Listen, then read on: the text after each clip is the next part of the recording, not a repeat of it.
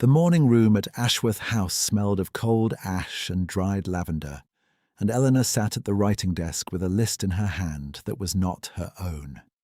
It named a man she had met only twice. It named a sum. And somewhere beneath both of those facts was the understanding, never stated directly, that her mother had already given her word on Eleanor's behalf, and that Eleanor's own word on the matter had not been requested. She set the list down on the blotter and looked at the window. The glass was misted from the night's chill, and through it the Derbyshire hills rolled away toward a grey October sky, unchanged and entirely indifferent to what was happening inside the house. She was 22 years old. The list said, Sir Aldous Pemberton, 53 of Harwick Hall. It said £600. She picked up the quill, turned it once between her fingers, and set it down again without writing anything. That is where this story begins. In the morning room, with a list and a cold hearth, and a woman who had not yet decided whether endurance and surrender were the same thing. Pull back the season a little and the picture fills in. Ashworth House was a gentleman's residence of modest proportions, set on 12 acres of Derbyshire farmland that had been steadily less productive for the better part of a decade. Eleanor's father had died 4 years prior, and left behind him a complicated arrangement of small debts, a younger daughter named Agnes who was 17 and full of opinions, an elder daughter who managed everything, and a widow whose social ambitions had always exceeded her means. Lady Ashworth was not a cruel woman in the way that requires malice. She was a woman who had decided long ago that the world was organized according to station and financial prudence, and that the arrangement was not only correct but kind because disorder produced suffering, and order produced security, and security was the highest gift a mother could give a child. She applied this philosophy to Eleanor with the confident thoroughness of someone who had never been asked whether the philosophy was being applied to a person or to an asset. Sir Aldous Pemberton was the philosophy made flesh. He had money, a hall, a name that meant something in 3 counties, and a pressing need for an heir that his first wife had failed to produce before she died of a fever in 1829. He was not unkind precisely. He was merely the sort of man who had never been required to consider whether the women in his vicinity had an interior life, and who therefore proceeded on the assumption that they did not. He had assessed Eleanor at the assembly rooms in Bakewell the previous spring, looked her over with the unhurried attention of a man pricing livestock, and made his interest known through the appropriate channels to Lady Ashworth, who had received it with a warmth that Eleanor found, on reflection, disproportionate to anything he had actually said or done. By the time the surveyor arrived in the village, the arrangement was already 3 weeks old in Lady Ashworth's understanding, though Eleanor had been told only in the sense that the list had been placed on the writing desk. The surveyor came on a Tuesday morning in the 2nd week of October 1832. Eleanor learned of him first from Mrs. Holt, the housekeeper, who had a talent for knowing things before they were announced. Mrs. Holt was a compact woman of 60 with a face that had settled into permanent good sense, and she appeared in the kitchen passage to tell Eleanor that there was a gentleman asking at the gate about the eastern drainage field, that he carried county surveying papers, and that he was very wet because the rain had come in hard off the moor, without warning. Eleanor was in the middle of an argument with the accounts ledger that she was losing, and she set down her pen and went to the gate herself because Mrs. Holt had made it sound as though the sensible thing was already decided, which was Mrs. Holt's particular method of management. He was standing on the lane side of the gate with a leather case tucked under one arm, and rain coming off the brim of his hat in a steady stream. He was younger than she had expected a county surveyor to be, somewhere in his early 30s, with a coat that was good wool even if it was plain, and hands that held the leather case with a steadiness she noticed without being able to say precisely why. He was looking at the field lines when she arrived at the gate, not at her, and he did not startle when she spoke. "You are the surveyor for the eastern drainage," she said. It was not quite a question. "I am," he said. "Edward Lewis. I apologize for the hour. The rain moved faster than my timetable." His voice was even. No excess. No performance of contrition or of charm. Eleanor had been addressed by men performing both in the past 6 months, and had developed a fine appreciation for their absence. "Come inside," she said. "Mrs. Holt will find you something hot, and the estate library has the old drainage maps if they are any use to you. My father had them surveyed in 1814. They would be very useful," he said. He said it simply, the way a person says a true thing. She opened the gate and he walked through, and she noticed that he angled his muddy boots deliberately toward the scraper by the kitchen step without being told, and wiped them with the thoroughness of someone who was genuinely trying not to make work for another person. She noticed it in the way one notices a small, clarifying detail, the kind that does not mean very much in the moment, but that the mind keeps returning to afterward. The library at Ashworth House was the best room in a house that had other rooms in better repair. It had belonged to Eleanor's father, and she had inherited it by default when her mother decided that books were not worth the candle and closed the door. She kept it herself, aired it in good weather, replaced the candles when they burned low, and spent most of her evenings there when the household did not require her elsewhere. The drainage maps were in a flat portfolio on the second shelf, and she found them without difficulty and spread them on the reading table, while Edward Lewis stood at a respectful distance and waited. She showed him what she knew about the eastern field, which was more than he might have expected. Her father had talked to her about the land the way some fathers talk to sons, because she had asked, and he had not stopped to consider whether a daughter's curiosity was appropriate. She traced the drainage channels with her finger and told him where the ground went soft after heavy rain, and he listened without interrupting and asked 2 questions that were precise and sensible, and took notes in a small book with a neat, closely spaced hand. "You know the land well," he said when she had finished. "I know this land," she said. "I have walked it since I was a child."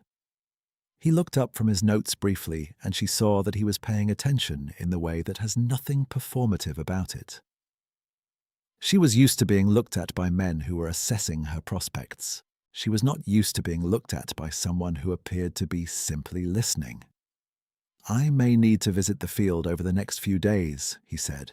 "If the household has no objection, I will try not to disturb the routine." "You are welcome to the library whenever the maps are useful," she said, "and the paths through the east field are open from first light." She said it the way she would have said it to anyone who had behaved decently at the gate. That was what she was.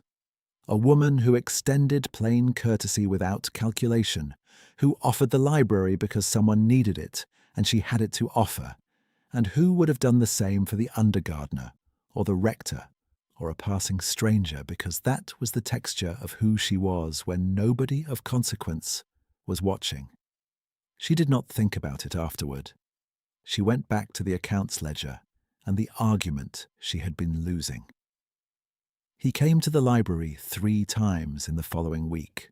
The first time she was present, and they spoke for perhaps 30 minutes about the drainage channels, and then, by some natural slippage, about a copy of Gilpin's observations on the Derbyshire landscape that was sitting open on the side table.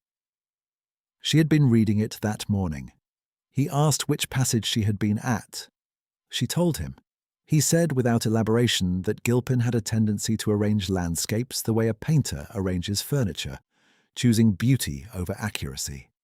She said she thought that was entirely deliberate, that Gilpin had understood his own limitations and worked inside them honestly.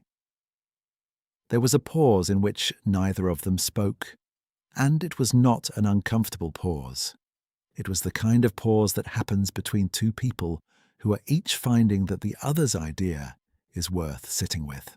Agnes found Eleanor in the library that evening and reported, with 17-year-old directness, that the surveyor had very good hands and very steady eyes, and that she could not work out whether he was handsome or not, but that she thought he probably was. Eleanor told her to go and practice her pianoforte. The rain came again on Wednesday, harder and without warning, the way the Derbyshire autumn produced it, as though the sky had a grievance. Eleanor was on the garden path behind the house with a basket of dead-headed stems from the autumn roses when it arrived. She was moving toward the back gate when she heard footsteps on the gravel to her left, and Edward Lewis came around the corner of the yew hedge with his surveying equipment wrapped under his coat, and a look on his face that was the look of a man who had made a tactical error regarding the weather. She stepped back under the overhang of the garden wall without thinking, and gestured. He came without ceremony, and they stood in 6 inches of dry space while the rain made a noise like a sustained argument on the flagstones. "You're surveying maps," she said, nodding at the wrapped leather case. "Reasonably protected," he said. "The yew hedge would have been better cover." "I did not have the advantage of knowing the garden." "No," she said. "That is fair." They stood and watched the rain for a moment. He was close enough that she could see the precise quality of the stitching on his coat collar, which was the work of someone who was very good at their trade.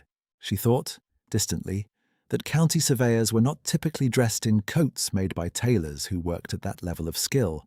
And then she dismissed the thought, because the rain was the more pressing subject. "Agnes tells me you have been looking at the North Field as well," she said. "The drainage on the north side feeds the Eastern Channel. It is all of one system." "My father believed the same. He proposed rerouting the upper drain in 1818 and never got round to it. The sketch in the 1814 map shows what he intended. It would have worked." She looked at him then, because most people who consulted her father's maps made polite noises about them and then did whatever they had already planned to do. This man had looked at the sketch in the corner of a 20-year-old map and understood what it was. "You read the marginal notes," she said. "I always read the marginal notes," he said. "They are usually where the actual knowledge is." The rain began to ease. She collected her basket and he walked with her as far as the kitchen path, not because she had invited him and not because he had asked, but because it was the direction they were both going, and neither of them made anything of it. The third proximity encounter was at the bookshop in the village, which was not large enough to be called a bookshop by London standards, but which Eleanor had been visiting since she was 9 years old, and which smelled of dust and old binding and the particular kind of paper that absorbs Derbyshire damp over decades. She was there on Friday afternoon to collect a volume she had ordered in September, a natural history of the Peak District that the rector's wife had recommended. She found Edward Lewis in the corner with a book about hydraulic engineering open in his hand, which she thought was exactly the book she would have expected him to be holding. And she said so. He looked up and smiled, which was the first time she had seen him smile, and it was a very quiet smile, the kind that does not announce itself, but that changes the quality of a room slightly. "You expected to find me in a bookshop," he said. "I expected to find you with a technical text," she said. "The bookshop is simply where the texts are." He set the hydraulic engineering book down and asked what she was collecting. She told him. He said he had read a similar survey of the Yorkshire moors and had found it badly organised but full of genuine observation, and that he hoped the Derbyshire one was better. She said she would report back. He said gravely that he would appreciate it. She walked home in the late afternoon light, with the natural history under her arm, and a sensation that she was not going to name, because to name it would have made her think about Sir Aldous Pemberton, who was coming to Ashworth House on Saturday for a formal dinner at which Lady Ashworth intended to announce the betrothal. And the contrast between those two evenings was not something Eleanor was prepared to sit with. The dinner was in the long dining room with the good cloth on the table and the silver candlesticks that usually lived in the cabinet. Sir Aldous came with his secretary, a thin young man named Mr. Greer, who managed his correspondence and stood at doorways. Sir Aldous sat at Lady Ashworth's right hand and spoke at length about his holdings, his hunters, the improvements he had made to Harwick Hall's south wing, and his views on the correct management of tenant farms, which were confident and detailed and entirely without curiosity about whether anyone else at the table had views on any of these subjects. Eleanor sat across the table and was addressed directly 4 times during the meal.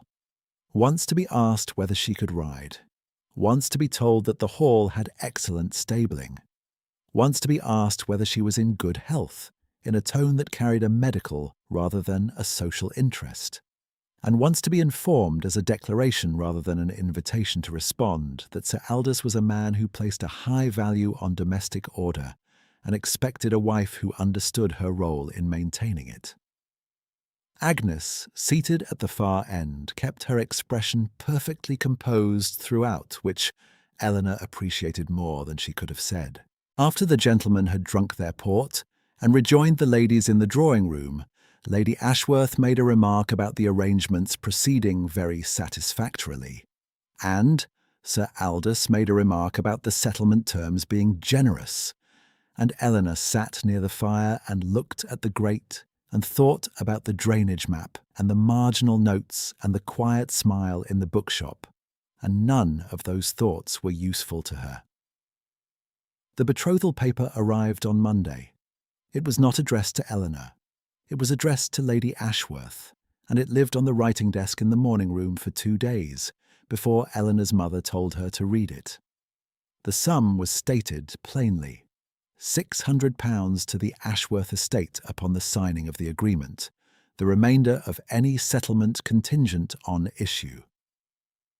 The word issue was the one Eleanor looked at for a long time. She had known for 3 weeks that she was carrying a child. She had not told her mother. She had not told anyone except Agnes, who had cried for 10 minutes and then become very practical, and who had said nothing to anyone since, because she was loyal in the way that quiet people are loyal, which is completely and without negotiation. The child was Edward's, not the surveyor she had known for a week, but a man she had met 4 months earlier at a house in Buxton, where a mutual acquaintance had held a gathering, and Eleanor had been briefly, uncharacteristically, allowed to be herself in a room full of strangers who did not know her family's financial position. She had talked with him for most of an evening. She had walked with him in the garden. She had made a choice that she understood to be unwise, and that she made anyway, with the full awareness of an adult woman who had been given very little by her circumstances, and who had, for one evening, allowed herself to take something she wanted. She had not expected to see him again. She had not known his name was Lewis. She had not known anything about him except that he was kind and that he had read the marginal notes. She had not made the connection because she had not let herself look long enough to make it. The morning she made the connection was the morning the overheard wound arrived. She was coming down the corridor from the east landing, which ran along the back of the morning room, on a Wednesday just before noon.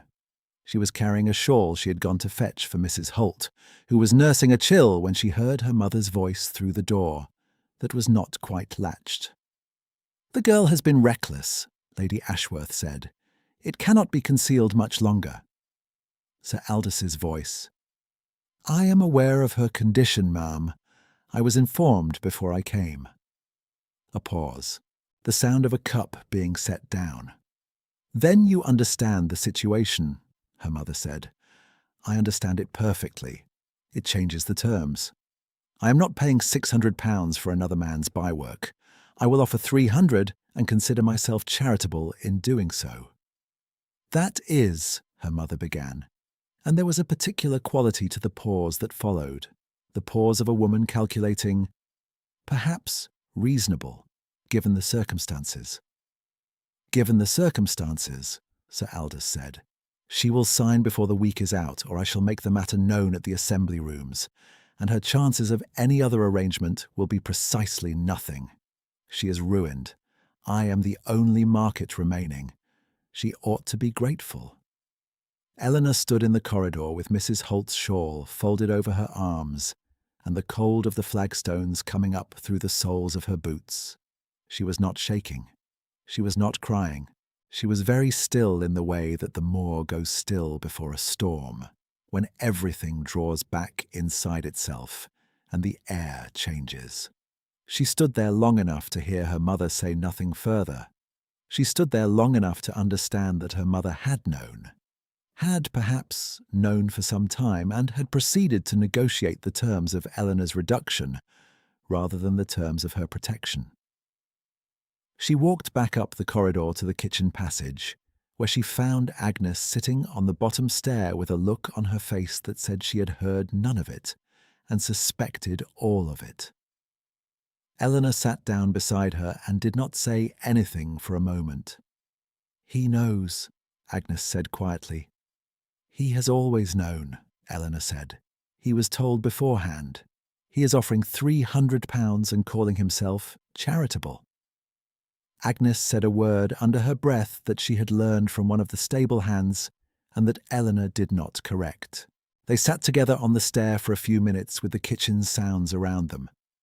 Then Eleanor stood up, took Mrs. Holt's shawl, and went to find the housekeeper because Mrs. Holt had a chill, and the shawl was for her, and none of what Eleanor had overheard changed that.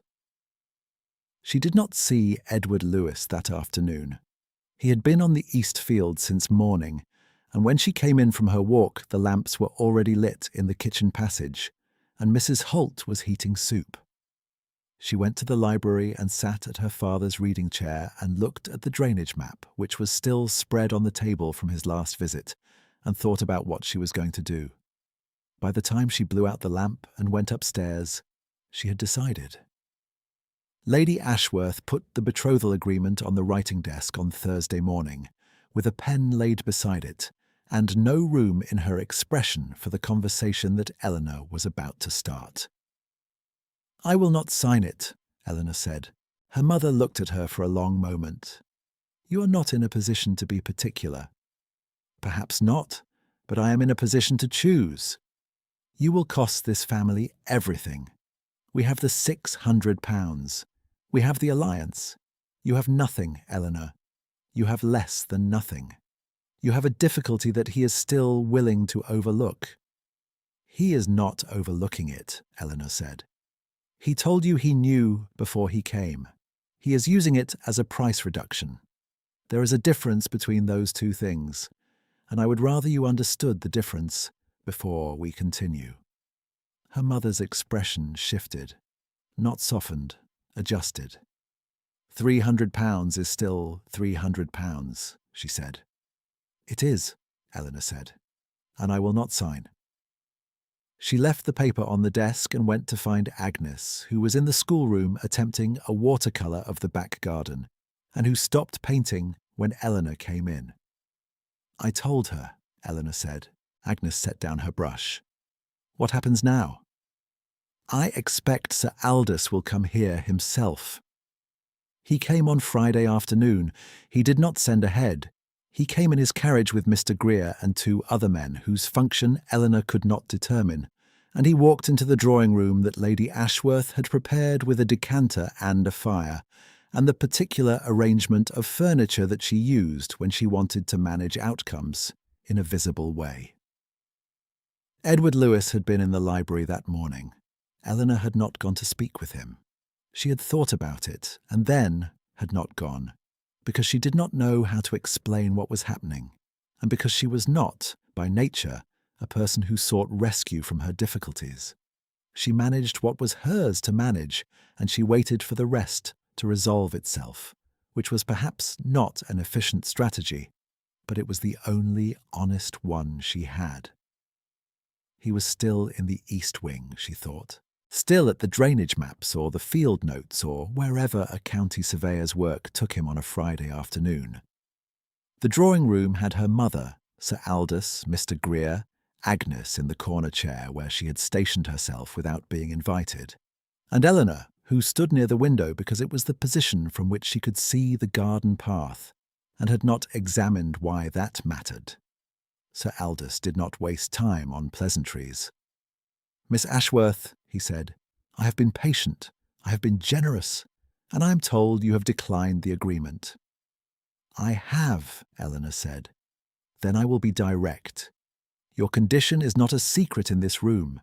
It needs only to be spoken in the assembly rooms, the church porch, or the market square for your position to become entirely beyond recovery. I am offering you a name and a household. The child will have legitimacy. You will have security. I want the paper signed before I leave this house." The room was very quiet. "No," Eleanor said. He looked at her with the particular look of a man who has not been told no by a woman in some time, and who found the experience more bewildering than offensive. "You understand what you are refusing." "I understand it exactly," she said. He opened his mouth. The door opened. It was not Mrs. Holt. It was Mr. Greer, who had gone out to the hall 5 minutes prior, and who had returned now with a look of something between embarrassment and suppressed alarm. And behind him was a second man in a dark coat, with a leather document case, who was clearly not one of Sir Aldous' party, and who had the bearing of a man accustomed to entering rooms in which important things were happening.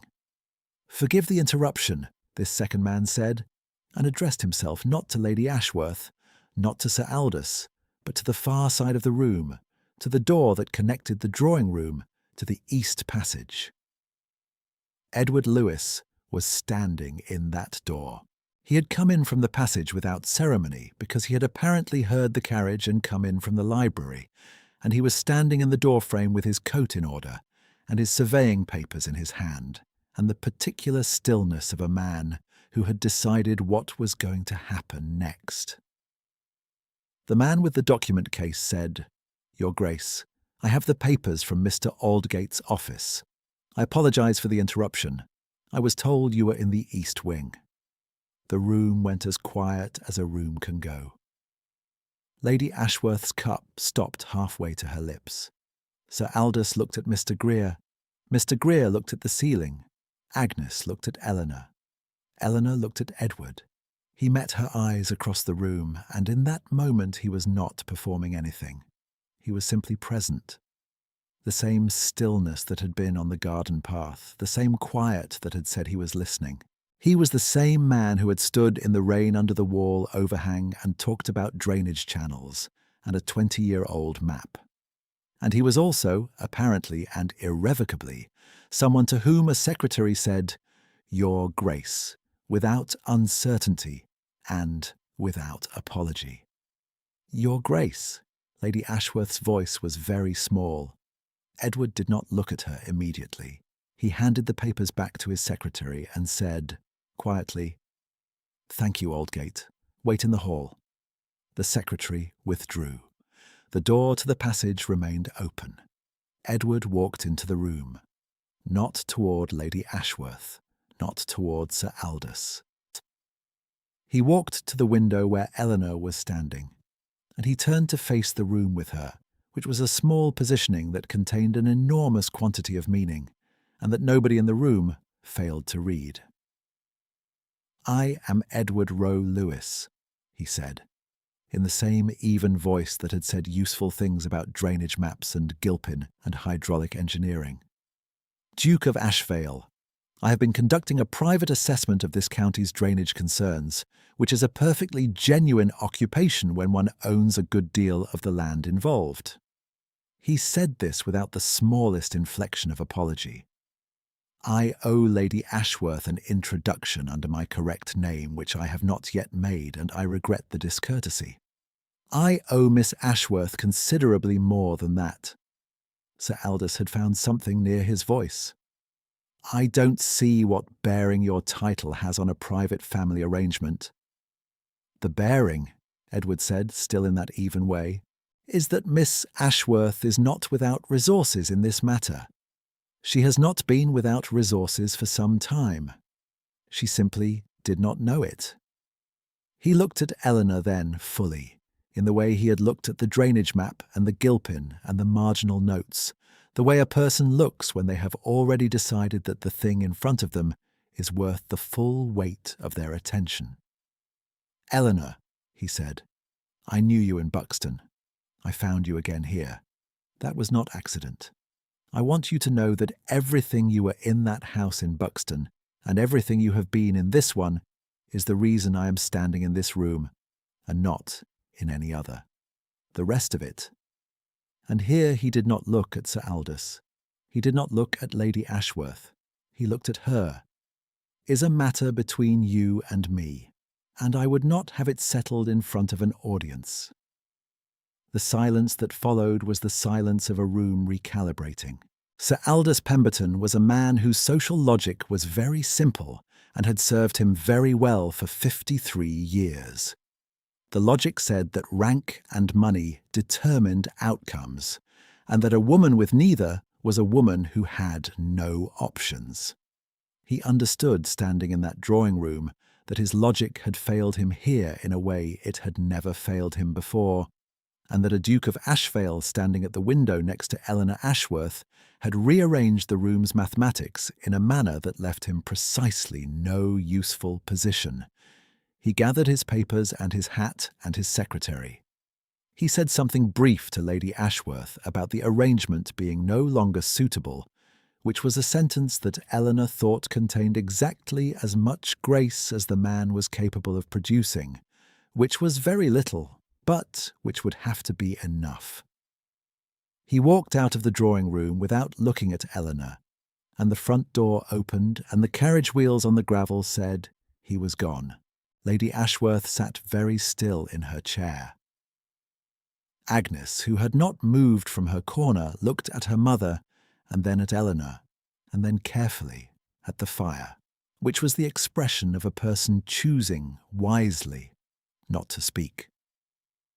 Edward looked at Lady Ashworth with an expression that was not warm but was not cruel, the expression of a man who saw exactly what he was seeing and had decided to proceed past it rather than through it. "Lady Ashworth," he said, "I would speak with your daughter privately, if you are willing." He said it as a request. He said it in the tone of a man who was accustomed to being obeyed and who chose, deliberately, to ask instead. And the choice was so legible that Lady Ashworth stood up from her chair without any further conversation, and went out of the room with the composure of a woman who understood that the room's axis of authority had shifted and who was, for the first time in Eleanor's memory, unable to reassemble herself around a different plan in time, to address what was happening.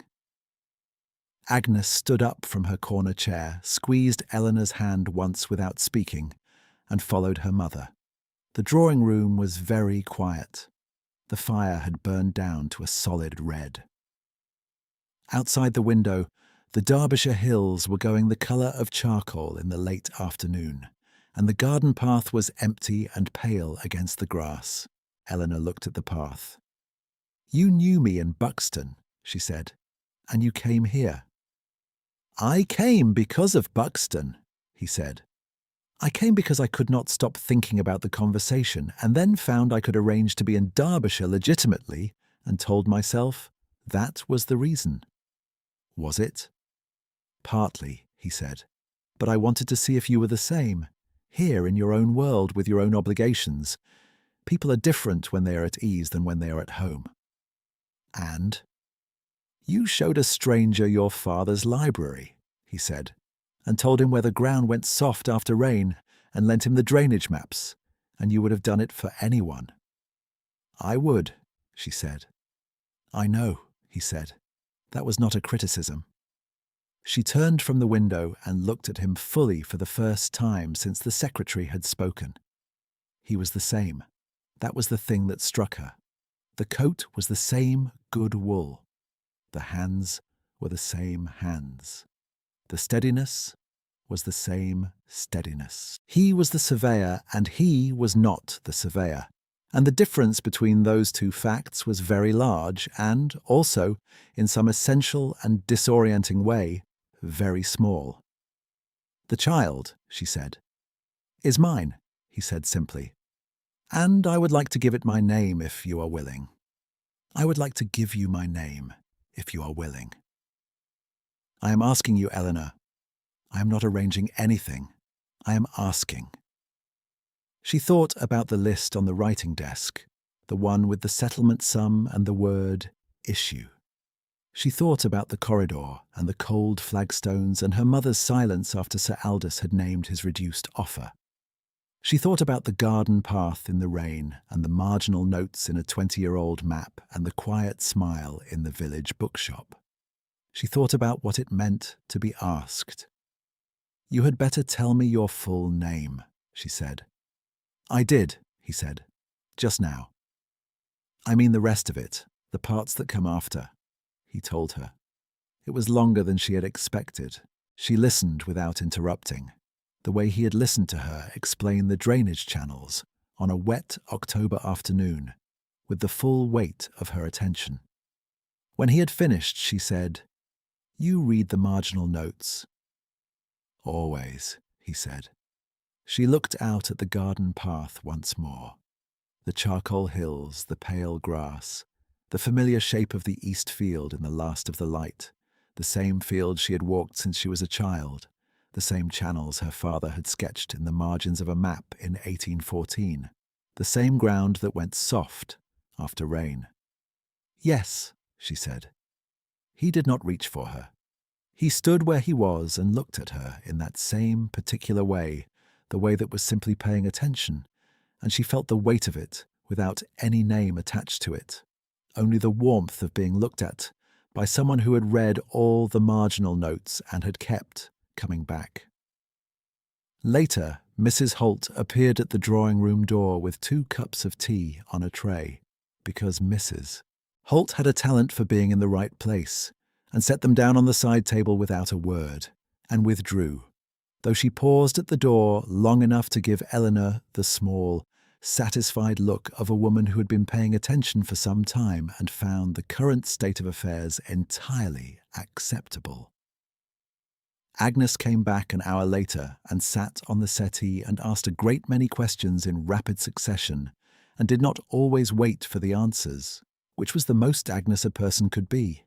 And Eleanor sat across from her with her hands folded in her lap, and answered the ones that deserved answering. Lady Ashworth did not come back to the drawing-room that evening. Eleanor did not go to find her. The conversation that was needed there would come, but it was not the conversation for tonight. Tonight was the library. She went there after Agnes had gone upstairs and the house had settled into its evening sounds, the tick of the cooling hearth and the wind off the moor, and the quiet that her father had always said was the house breathing.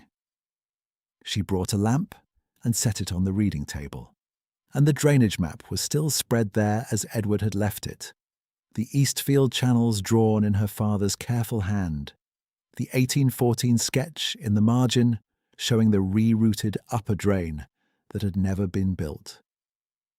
She set her hand flat on the map for a moment. The child she carried was not a wound, not a reduced settlement sum, not a difficulty to be managed or concealed or negotiated over. It was a small, particular fact about her life in the year 1832, and it was hers, and it had always been hers, regardless of what anyone in the morning room had said about it. She had known that in the corridor with the cold flagstones. She had known it on the stair with Agnes. She had known it at the writing desk when she looked at the pen and put it down. And someone had read the marginal notes. She pulled the nearest chair to the table and sat down with Gilpin's observations open in her lap.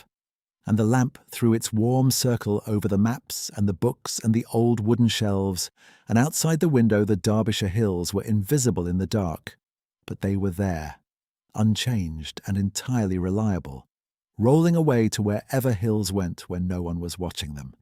She was 22 years old, and the heir was not a wound. She turned the page and started reading.